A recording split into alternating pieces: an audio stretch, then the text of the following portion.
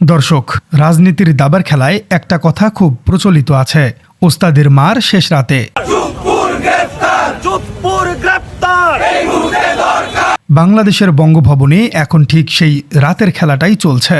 যিনি গত কয়েক মাস ধরে অত্যন্ত শান্ত এবং চুপচাপ ভঙ্গিতে বঙ্গভবনের মসনদ আঁকড়ে বসেছিলেন, সেই রাষ্ট্রপতি মোহাম্মদ শাহাবুদ্দিন চুপ্পু অবশেষে পদত্যাগ করতে বাধ্য হলেন।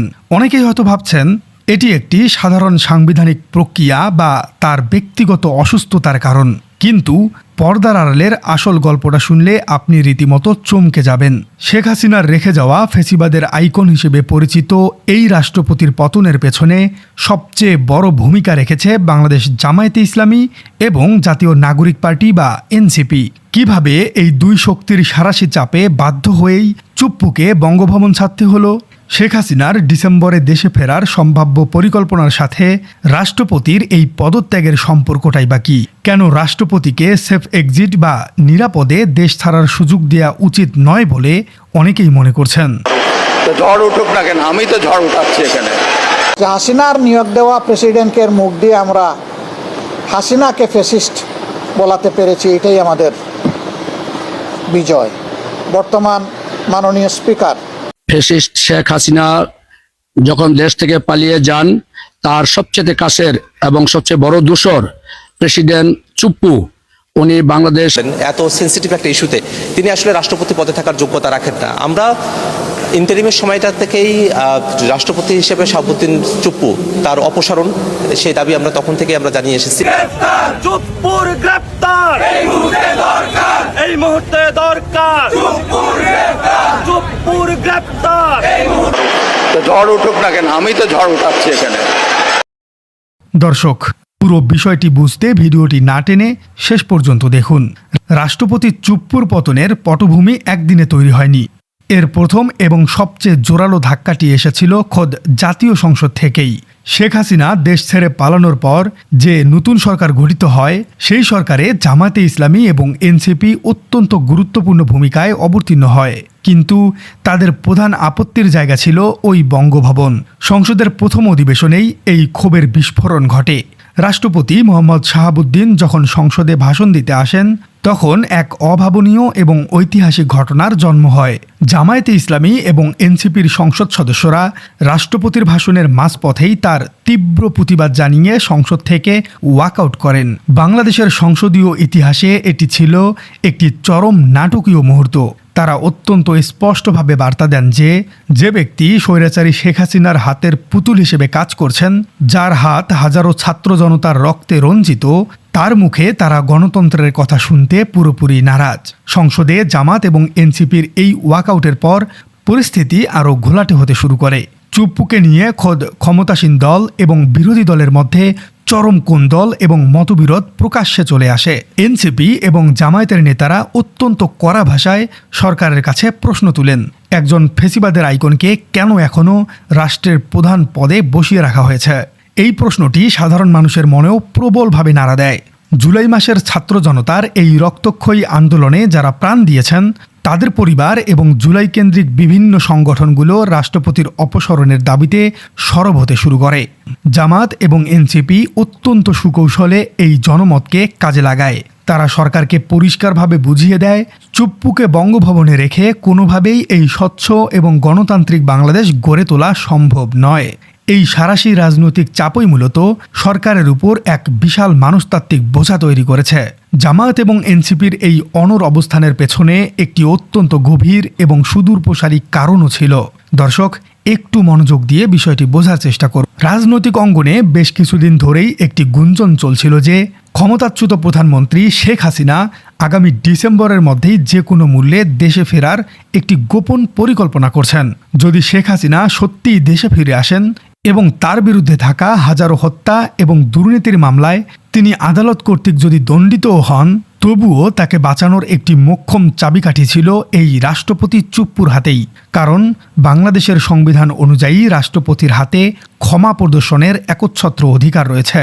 তিনি চাইলে যে কোনো দণ্ডপ্রাপ্ত আসামিকে, এমনকি মৃত্যুদণ্ডপ্রাপ্ত আসামিকেও সম্পূর্ণ ক্ষমা করে দিতে পারেন। জামাত এবং এনসিপি মূলত ভালো করেই বুঝতে পেরেছিল যে চুপ্পু যতদিন বঙ্গভবনে থাকবেন ততদিন শেখ হাসিনার জন্য একটি সেফ প্যাকেজ বা মুক্তির পথ খোলা থাকবে। যে কোনো মুহূর্তেই তিনি তার পুরনো নেত্রীকে ক্ষমা করে দিয়ে দেশের ভেতরে রাজনীতি করার আবার সুযোগ দিতে পারেন। রাষ্ট্রপতি শুধু ক্ষমতার মালিকই নন, তিনি দেশের সশস্ত্র বাহিনীর সর্বাধিনায়ক। সেনা, নৌ এবং বিমান বাহিনীর সর্বোচ্চ ক্ষমতা সাংবিধানিকভাবে তার হাতেই ন্যস্ত। চুপ্পু হয়তো আপাত দৃষ্টিতে খুব শান্ত এবং দুর্বল আচরণ করছিলেন, কিন্তু রাজনীতির মাঠে আওয়ামী লীগের কথা এবং কাজের মিল একই রকম পাওয়া খুব কঠিন একটি বিষয়। এনসিপি এবং জামাতের নেতারা আশঙ্কা করছিলেন, আপাত দৃষ্টিতে শান্ত মনে হলেও রাষ্ট্রপতির হাতে যেহেতু সামরিক বাহিনীর নিয়ন্ত্রণ রয়েছে, তাই তিনি সুযোগ পেলেই যে কোনো সময় সরকারের বিরুদ্ধে একটি বড় ধরনের ষড়যন্ত্র বা অভ্যুত্থানের ইঙ্গিত যোগাতে পারেন। ভেতরে ভেতরে তিনি হয়তো আওয়ামী লীগের পুরনো নেটওয়ার্ককে সক্রিয় করার চেষ্টাও করেছিলেন। এই ভয়াবহ রাজনৈতিক ঝুঁকি কোনোভাবেই মেনে নিতে রাজি ছিল না জামাত এবং এনসিপি। তারা সরকারের উপর চাপ প্রয়োগ করে এটি নিশ্চিত করে যে রাষ্ট্রের সর্বোচ্চ নিরাপত্তা এবং স্থিতিশীলতার স্বার্থেই চুপ্পুকে ক্ষমতা থেকে সরাতে হবে। অবশেষে সব জল্পনা কল্পনার অবসান ঘটিয়ে রাষ্ট্রপতি শাহাবুদ্দিন চুপ্পু তার পদত্যাগের স্বাক্ষরযুক্ত একটি পত্র জমা দিয়েছেন। কিন্তু মজার ব্যাপার হলো, এই পদত্যাগের ভেতরেও জামায়াতে ইসলামীর একটি অত্যন্ত সূক্ষ্ম এবং চমৎকার বিজয় লুকিয়ে আছে। রাষ্ট্রপতি তার পদত্যাগপত্রে নিজের শারীরিক অসুস্থতা, হৃদরোগ এবং উচ্চ রক্তচাপের কথা উল্লেখ করে ক্ষমতা ছাড়ার কারণ দেখিয়েছেন। কিন্তু একই সাথে তিনি পদত্যাগপত্রের একটি জায়গায় অত্যন্ত সুকৌশলে উল্লেখ করেছেন যে বর্তমান সরকারি দল এবং বিরোধী দল গণতান্ত্রিক চর্চার মধ্য দিয়ে জাতীয় সংসদে নিজ নিজ দায়িত্ব পালন করছে। দর্শক, একজন বিদায়ী রাষ্ট্রপতির পদত্যাগপত্রে বিরোধী দলের গণতান্ত্রিক চর্চার প্রশংসা করার আসলেই কি কোনো প্রয়োজন ছিল? কিন্তু রাজনৈতিক বিশ্লেষকরা বলছেন, এটি মূলত জামাত এবং এনসিপির সেই আন্দোলনেরই ফসল। সরকার এবং বিদায়ী রাষ্ট্রপতি বাধ্য হয়েছেন তাদের এই গণতান্ত্রিক অবস্থানকে আনুষ্ঠানিকভাবে স্বীকৃতি দিতে। এর মাধ্যমে জামাত মূলত দেশের রাজনীতিতে নিজেদের একটি শক্তিশালী এবং বৈধ অবস্থান আরও একবার পাকাপোক্ত করে নিল। রাষ্ট্রপতি চুপ্পু হয়তো পদত্যাগ করেছেন, কিন্তু এখানেই কি গল্পের শেষ? অনেকেই মনে করছেন তিনি তার এই পদত্যাগপত্রের বিনিময়ে সরকারের কাছ থেকে একটি সেফ এক্সিট বা নিরাপদে দেশ ছাড়ার গ্যারান্টি আদায় করে নিয়েছেন। তিনি হয়তো কোনো উন্নত দেশে গিয়ে আরামদায়ক জীবন কাটানোর স্বপ্ন দেখছেন। কিন্তু এখানেই আপত্তি তুলেছেন জুলাই আন্দোলনের সাথে জড়িত ছাত্র জনতা এবং রাজনৈতিক কর্মীরা। তারা বলছেন, চুপ্পুকে কোনোভাবেই নিরাপদে দেশ ছাড়ার সুযোগ দেওয়া উচিত নয়। জুলাই মাসে যে হাজার হাজার ছাত্র জনতা রাজপথে শহীদ হয়েছেন, সেই রক্তের দায় তিনি এড়াতে পারবেন না। তিনি শেখ হাসিনা সেই স্বৈরাচারী শাসনের একজন অন্যতম প্রধান সহযোগী ছিলেন। রাজনৈতিক বোদ্ধারা মনে করছেন, জামাত এবং এনসিপির উচিত এখন এই ইস্যুটি নিয়ে আবার কঠোর হওয়া। হাসনাত আবদুল্লাহ বা অন্যান্য ছাত্র নেতার নেতৃত্বে অবিলম্বেই রাজপথে নেমে চুপ্পুকে গ্রেপ্তারের দাবি তোলা। কারণ তিনি যদি এবার সেফ এক্সিট পেয়ে দেশের বাইরে চলে যান, তবে সেখানে বসে তিনি বিভিন্ন আন্তর্জাতিক মহলে দেশের বর্তমান সরকারের বিরুদ্ধে অপপ্রচার চালাতে পারেন। নিরাপদ আশ্রয়ে থেকে তিনি হয়তো শেখ হাসিনার সাথে নতুন কোনো ষড়যন্ত্রের জালও বুনতে পারেন। তাই তাকে বিচারের আওতায় এনে দেশের আইনি প্রক্রিয়ার মুখোমুখি করাটাই এখন সবচেয়ে বড় দাবি। রাষ্ট্রপতি মোহাম্মদ শাহাবুদ্দিন চুপ্পুর এই বিদায় বাংলাদেশের রাজনীতিতে একটি বড় ধরনের টার্নিং পয়েন্ট বা মোড় ঘোরানোর ঘটনা। ওস্তাদের মার্জে সত্যি শেষ রাতে হয়, জামাত এবং এনসিপি তা প্রমাণ করে দিয়েছে। তাদের অনড় অবস্থান, সংসদে ওয়াকআউট এবং দূরদর্শী রাজনৈতিক চিন্তার কারণেই আজ বঙ্গভবন থেকে ফেসিবাদের এই শেষ আইকনটিকেও বিদায় নিতে হলো। শেখ হাসিনার ক্ষমা পাবার সম্ভাবনা এবং সামরিক বাহিনীকে ব্যবহার করে কোনো ষড়যন্ত্রের পথও চিরতরে বন্ধ হয়ে গেল। তবে সাধারণ মানুষের দাবি একটাই, শুধু পদত্যাগেই যেন শেষ কথা না হয়। যারা দেশের মানুষের রক্ত নিয়ে হোলি খেলেছে, তাদের প্রতিটি কাজের সুষ্ঠু বিচার নিশ্চিত করতে হবে। প্রিয় দর্শক, চুপ্পুর এই পদত্যাগকে আপনি কিভাবে দেখছেন? তাকে কি সেফ এক্সিট দেওয়া উচিত? আপনাদের মূল্যবান মতামত অবশ্যই জানিয়ে দিন আমাদের কমেন্ট বক্সে।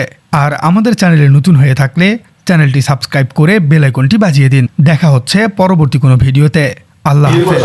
আমরা কিন্তু চুপ্পুর পদত্যাগ অনেক আগেই বলে আসছিলাম।